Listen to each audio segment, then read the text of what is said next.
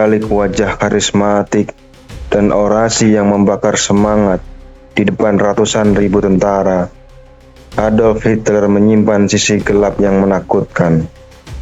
Seorang diktator yang tak segan-segan melenyapkan jutaan nyawa demi mewujudkan visinya tentang supremasi rasial. Dengan tangan besi dan ideologi kejam, ia mengubah Eropa menjadi medan pembantaian massal, membakar dunia dalam Perang Dunia Kedua, dan meninggalkan bekas luka yang mendalam di hati kemanusiaan. Selama masa kecilnya, Hitler dikenal sebagai anak yang sulit diatur dan sering berselisih paham dengan ayahnya. Hubungannya dengan ibunya jauh lebih dekat dan penuh kasih sayang. Setelah ayahnya Alois pensiun sebagai pejabat bea cukai negara, Adolf muda menghabiskan sebagian besar masa kecilnya di Linz, ibu kota Austria.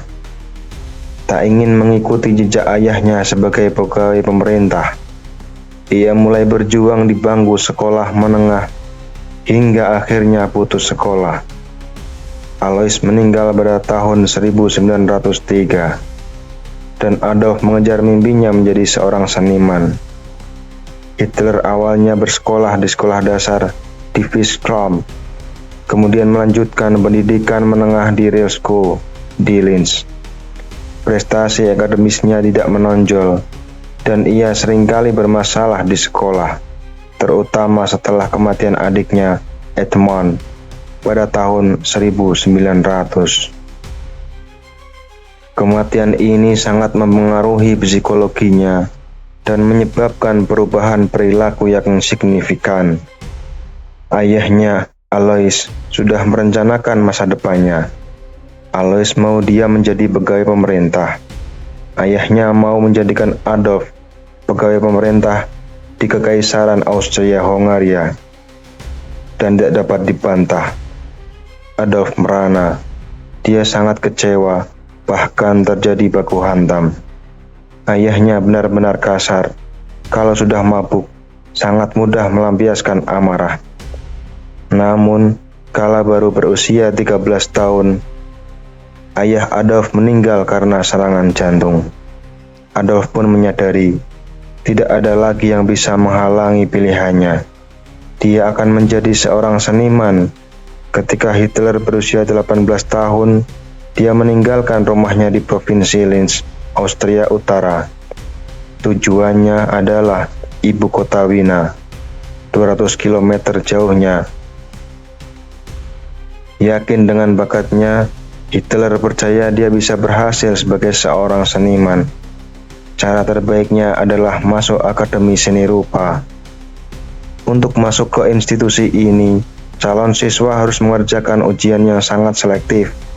Namun, Adolf Hitler tidak khawatir dan merasa bangga dengan kemampuannya. Orang ini percaya pada seleksi alam, pada pemikiran jenius, dan pada kemampuan luar biasa. Dia yakin kalau dia akan berhasil dan diterima di Akademi Seni. Meski karyanya menunjukkan bakat, dibuat dengan hati-hati, hasilnya tidak terlalu original. Para profesor menganggap karyanya tidak memadai dan dia gagal. Keputusan telah diumumkan. Hitler merasa dia ditikam dari belakang. Dalam bukunya Mein Kampf, bertahun-tahun kemudian, hari itu dia digambarkan sebagai hari terburuk dalam hidupnya. Aku begitu yakin aku akan berhasil hingga pengumuman kegagalanku membuatku tersambar. Dia sama sekali tidak menyangkanya dan hatinya langsung hancur. Dia merasa putus asa dan marah pada institusi ini. Kegagalan ini mengawali tahun-tahun tergelap hidup Hitler. Masa ini jarang diketahui dalam sejarah hidupnya. Namun, selama periode inilah kebenciannya yang mendalam terhadap orang lain akan tumbuh. Meski dia ditolak oleh Akademi Seni, Adolf Hitler memutuskan tinggal di Wina. Dia menghabiskan hari-harinya bersembunyi di loteng gedung di pusat kota. Dia malas bekerja, apalagi sebagai pegawai pemerintah atau sebagai pegawai di tempat lain. Semua ini dia anggap tidak masuk akal karena dia menganggap dirinya seniman berbakat. Komando seseorang bersama-sama di bawah satu panji disatukan oleh seruan yang sama. Mereka siap untuk mengikutinya menuju medan perang, menuju kegilaan ambisi pemandu mereka. Führer mereka hanya segelintir nama yang terngiang dalam sejarah kontemporer. Beberapa tokoh masih diasosiasikan dengan kengerian dan kebencian dalam ingatan kolektif masyarakat luas. Bersiaplah untuk mengeksplorasi sisi tergelap dari Adolf Hitler. Kisah tentang ambisi, kekejaman, dan keputusan yang tak masuk akal yang mengguncang dunia.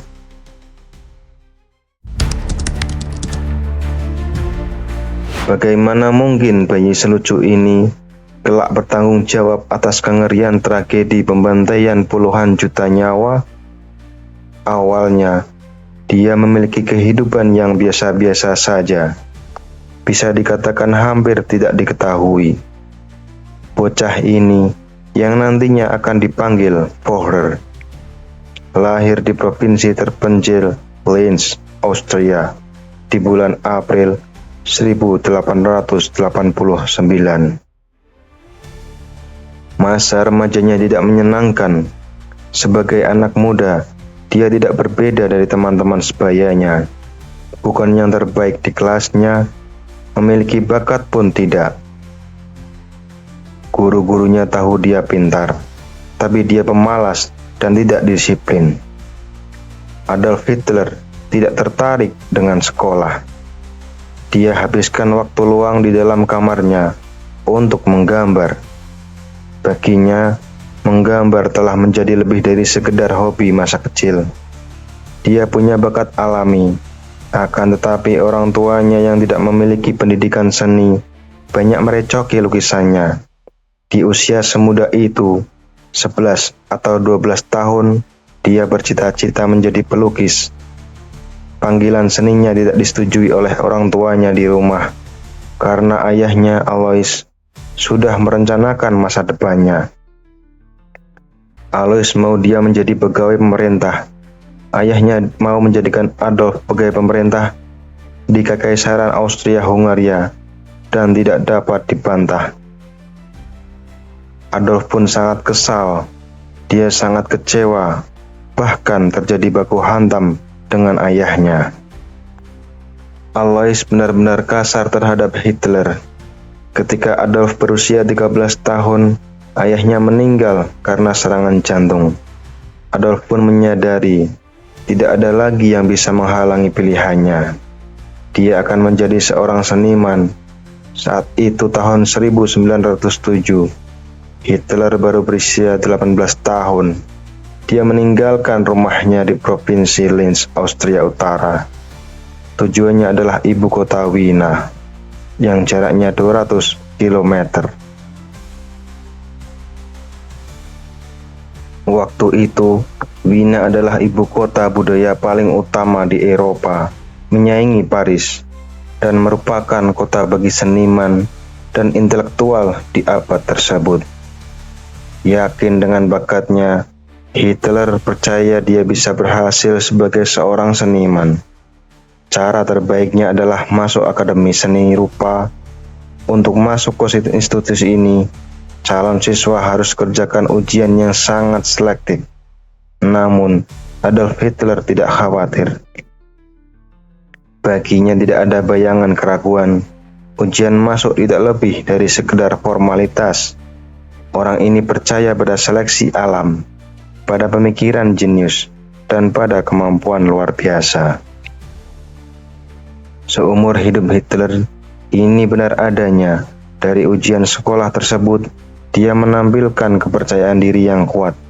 Dia yakin kalau dia akan berhasil dan diterima di Akademi Seni, meski karyanya menunjukkan bakat, dibuat dengan hati-hati, hasilnya tidak terlalu original. Bagaimanapun, itulah pendapat dari Akademi Seni. Para profesor menganggap karyanya tidak memadai dan dia gagal. Waktu keputusan telah diumumkan, Hitler merasa dia ditikam dari belakang dalam bukunya Mein Kampf. Bertahun-tahun kemudian, hari itu dia digambarkan sebagai hari terburuk dalam hidupnya. Dia sama sekali tidak menyangka dan hatinya langsung hancur. Adolf Hitler tidak terima gagal, apalagi karena dia yakin bahwa jika dia gagal, itu bukan karena kurangnya bakat, melainkan karena kesalahan juri. Dia merasa putus asa dan marah pada institusi ini. Kegagalan ini mengawali tahun-tahun tergelap hidup Hitler. Masa ini jarang diketahui dalam sejarah hidupnya. Namun, dalam periode inilah kebencian yang mendalam terhadap orang lain akan tumbuh. Meski dia ditolak oleh Akademi Seni, Adolf Hitler memutuskan tinggal di Wina. Dia menghabiskan hari-harinya bersembunyi di loteng gedung ini, di pusat kota. Dia malas bekerja, apalagi sebagai pegawai pemerintah atau sebagai pegawai di tempat lain. Semua ini dia anggap tidak masuk akal, karena dia menganggap dirinya seniman berbakat. Anak muda ini perlahan menghabiskan tabungannya. Tidak lama uangnya habis. Bahkan, dia tidak bisa membayar sewa. Dia terpaksa bermukim di tempat penampungan. Terkadang, dia tinggal di jalan, bahkan hidup di bangku jalanan setiap malam. Kala itu, Hitler berusia 20 tahun dan dia jadi gelandangan. Untuk mencari uang, dia melukis landscape yang dia jual kepada wisatawan. Dia jual kartu-kartu kecilnya. Karya lukisnya kapanpun dia bisa. Dia pun tidak makan banyak karena uangnya tidak cukup. Dia sepenuhnya tersingkirkan. Masa gelandangan ini berlangsung beberapa tahun. Selama inilah hidupnya begitu getir, hingga dia yakin bahwa jika dia sampai serendah ini, tidak mungkin disebabkan oleh dirinya sendiri. Seseorang atau sesuatu yang lain harus bertanggung jawab. Dan Hitler telah mengenal musuh-musuh yang ingin menyakitinya, yang disalahkan atas kegagalannya. Mereka seperti kambing hitam, siap pakai pada saat itu. Pada tahun 1920-an di Austria, beberapa pers menuding penyebab permasalahan masyarakat pada satu kategori populasi, orang-orang Yahudi. Antisemitisme kala itu begitu terbuka dan sangat jelas.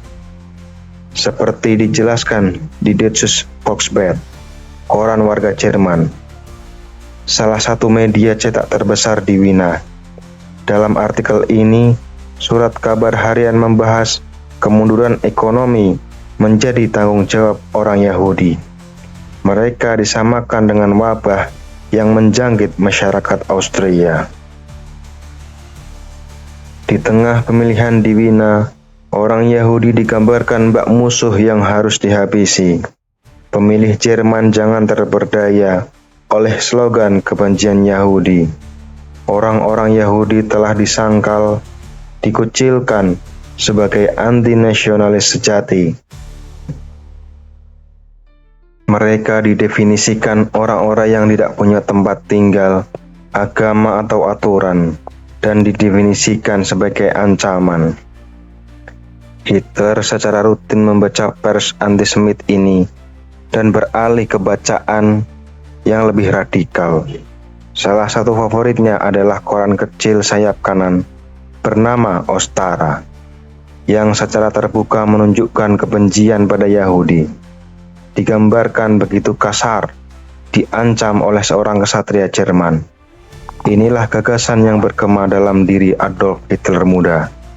Pers ini memberinya alasan kejatuhannya. Kala itu, Hitler menganggap dirinya sebagai orang yang terbuang. Setelah membaca semua literatur ini, semua koran melihat posisi itu direnggut oleh orang-orang Yahudi yang tidak berhak mendapatkannya. Hal itu mengisi rasa dendam di hatinya. Hitler yang kala itu berusia 24 tahun menjalani fase hidup terendah. Namun, sebuah peristiwa mengubah segalanya. Peristiwa yang mengubah nasibnya. Pada tahun 1913, Hitler pindah ke München di negara bagian Bavaria, Jerman.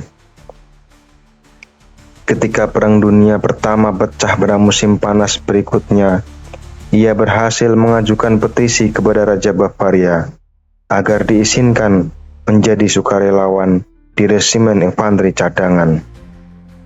Perang Dunia Pertama telah pecah pada musim panas 1914. Kekaisaran Austria-Hungaria, Jerman melawan Prancis, Inggris, dan Rusia. Hitler adalah orang Austria, tetapi bergabung di pihak Jerman. Alasannya adalah dia ingin membela rakyat Jerman. Dan dalam konflik kekerasan yang terlalu kejam ini, dia menemukan makna baru untuk hidupnya. Dalam militer, dia mendapati lingkungan yang mendukung. Pada awal Perang Dunia Pertama, dia hanya seorang pemuda tanpa keluarga. Pada akhirnya, ada tempat baru baginya menyesuaikan diri. Untuk pertama kali sejak kematian ibunya, Hitler muda kembali memiliki rumah. Prajurit Hitler adalah seorang kurir, bertanggung jawab mengirimkan pesan dari pos ke pos perintah di barisan belakang. Dan pemuda ini yang hanya pernah menjadi siswa biasa dan pelukis yang gagal, menjadi prajurit panutan. Dia sangat bersemangat dan patuh. Pertama kali dalam hidupnya, Adolf Hitler mendapat penghargaan. Dikerahkan pada bulan Oktober ke Belgia, Hitler bertugas sepanjang perang besar dan memenangkan 2 penghargaan atas keberaniannya, termasuk Iron Cross First Class yang langka, yang ia kenakan hingga akhir hidupnya. Penghargaan itu sangat penting baginya. Pemuda ini akhirnya menemukan tempatnya di militer. Hitler terluka 2 kali selama konflik. Kakinya tertembak saat pertempuran Somme pada tahun 1916 dan menjadi buta sementara akibat serangan gas Inggris di dekat Ypres pada tahun 1918. Sebulan kemudian, dia menjalani perawatan di rumah sakit di Postwalk Timur, Berlin, ketika berita gencatan senjata dan kekalahan Jerman dalam Perang Dunia Pertama tiba. Satu-satunya masalah adalah bahwa pada 11 November 1918, Jerman menyepakati gencatan senjata. Perang sudah berakhir. Bagi Adolf Hitler, ini adalah tragedi, karena itu berarti memulai dari awal lagi kembali ke kehidupan semulanya, tanpa uang sepeser pun, tanpa keluarga, tanpa rumah. Dia tidak ingin pergi dari militer. Hanya di sanalah dia bisa hidup dengan nyaman sejak dia meninggalkan rumah. Jika dia dibebas tugaskan, dia bisa kelaparan. Dia melakukan apapun agar tetap ada di dalam militer. Pemuda ini menerima dukungan yang berharga dari seorang pria yang menaunginya. Orang ini adalah Karl Mayr. Dan mungkin banyak dari kalian yang belum pernah mengetahui nama atau wajahnya. Tapi dia berperan penting dalam kehidupan Adolf Hitler. Dialah yang memungkinkan Hitler meletakkan pondasi untuk sesuatu yang akan menjadi ideologi Nazi. Karl Mayr bisa dibilang berjasa membentuk Hitler.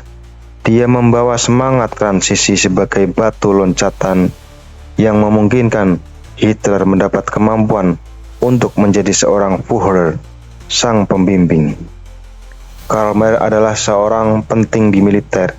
Dia adalah kepala dinas intelijen di resimnya. Di penghujung peperangan, dia menghadapi ancaman di antara pasukannya. Militer sayap kiri ada dalam kesatuan yang kembali dari garda depan, dan Mayer khawatir ide-ide mereka akan menyebar. Kepemimpinan militer khawatir mereka akan berbaur dengan sipil dan menyebarkan ide-ide sayap kiri. Mayer ingin mencegah gerakan ekstremis ini mencemari tentara dengan cara apapun. Untuk ini, dia butuh loyalis yang dapat diandalkan, yang akan mengawasi si kambing hitam. Karena itulah, dia merekrut Adolf Hitler yang bersedia melakukan apapun untuk tetap ada di militer. Awalnya dia hanya informan rendahan yang memberitahu komandannya siapa yang bisa dipercaya atau tidak. Dia mulai mengadukan teman-temannya. Di saat bersamaan, dia mungkin merasa bahwa dialah yang paling patriotik. Dia akan membantu militer membasmi orang-orang yang mengganggu. Prajurit muda itu punya kualitas lain yang dipandang Mayer sangat berguna. Hitler ternyata seorang patriot ganas dan fasih berbicara. Hitler ialah seorang pemuda yang biasa berbicara dengan pembicaraan verbal semu tanpa henti. Kapanpun dia mau, dia bisa mendesak orang sambil berpidato. Mayer dan yang lainnya sadar kalau Hitler punya bakat berbeda dari kebanyakan orang untuk berbicara di depan publik. Tentunya di hadapan publik luas. Hitler memiliki segalanya untuk jadi protagonis yang baik. Tapi dia tidak terdidik dan tidak beradab. Karenanya, Mayer mengirimnya ke Universitas München untuk berkuliah di sana. Disinilah Hitler belajar, menyusun proses pemikirannya.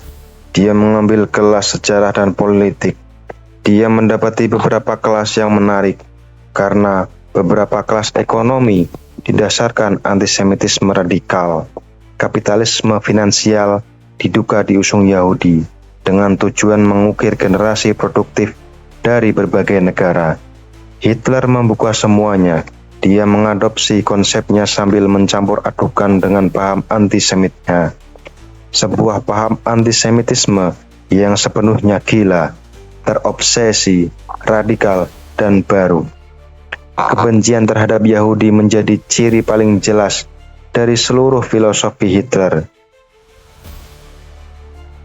Dia mengungkapkannya dengan keras dan kasar dalam surat 1919.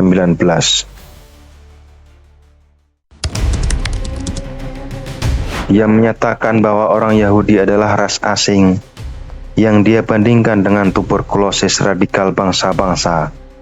Dia mendukung antisemitisme berdasarkan akal yang harus mengarah pada pemberantasan sistematis atas hak istimewa orang Yahudi. Surat itu lantas berisi ancaman yang nyaris tidak terselubung. Tujuan utama menyingkirkan Yahudi tidak dapat dibatalkan. Inilah awal dari teori politis antisemitisme yang secara jelas mempromosikan tujuan untuk secara paksa mengusir orang Yahudi dari masyarakat Jerman. Ini seperti memisahkan dua elemen dan menjauhkan mereka sebagai langkah pengucilan untuk menyingkirkan orang Yahudi. Hitler baru berusia 30 tahun, dan ini tindakan politik pertamanya, sebuah teks yang meletakkan dasar untuk antisemitisme absolutnya. Dia mungkin masih seorang perwira yang sedang bebas tugas, membagi ide-idenya di kalangan militer. Namun, Hitler tidak membuang waktu. Dia sebarkan ideologinya jauh melampaui batas-batas militer. Semuanya bisa berubah selama misi rahasia berlangsung.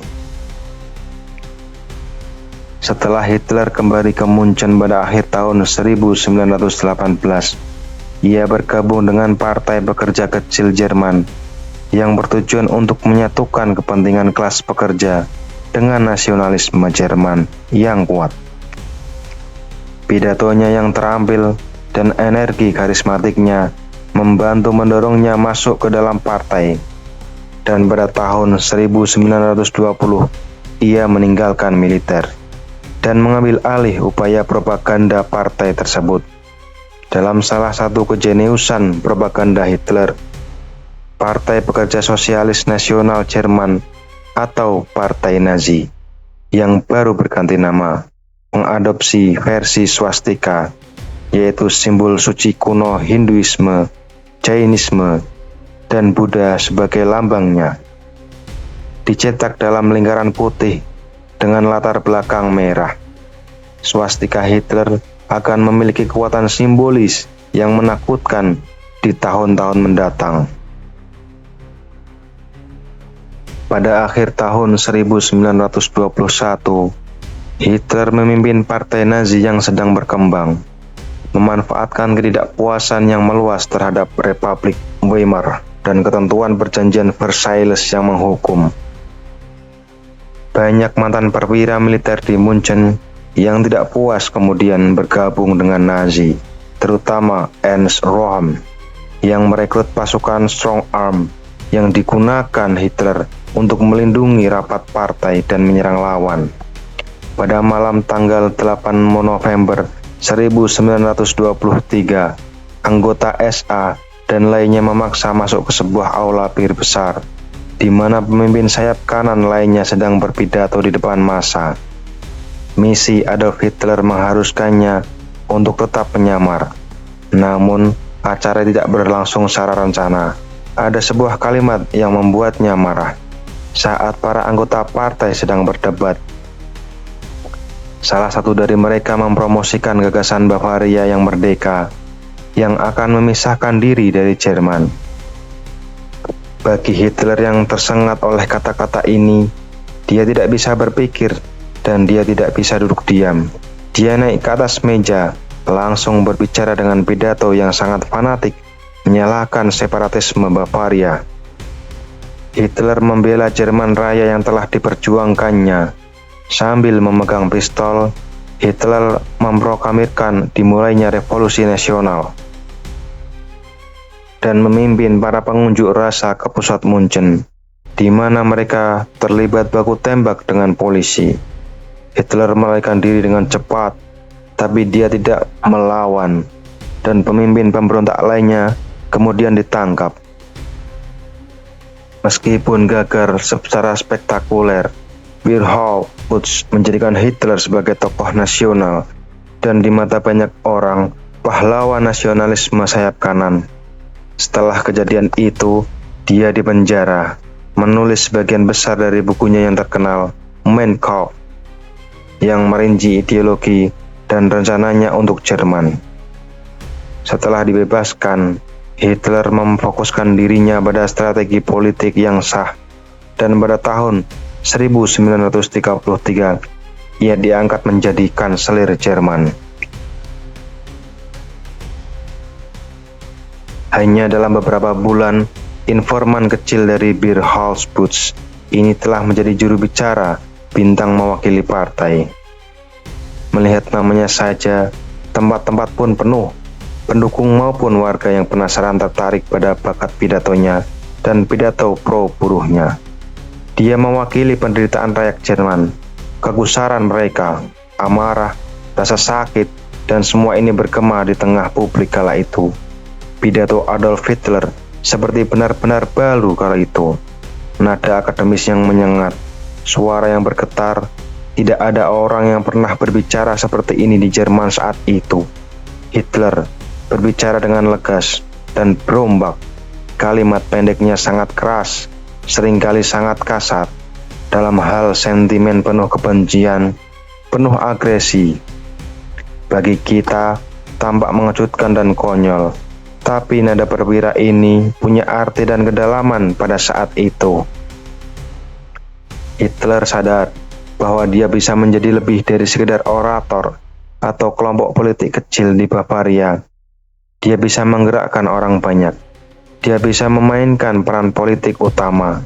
Selain bakatnya sebagai pembicara serta ide-ide ekstrimnya, dia juga gunakan sebuah alat yang digunakan beberapa politikus pada masanya, kekuatan gambar.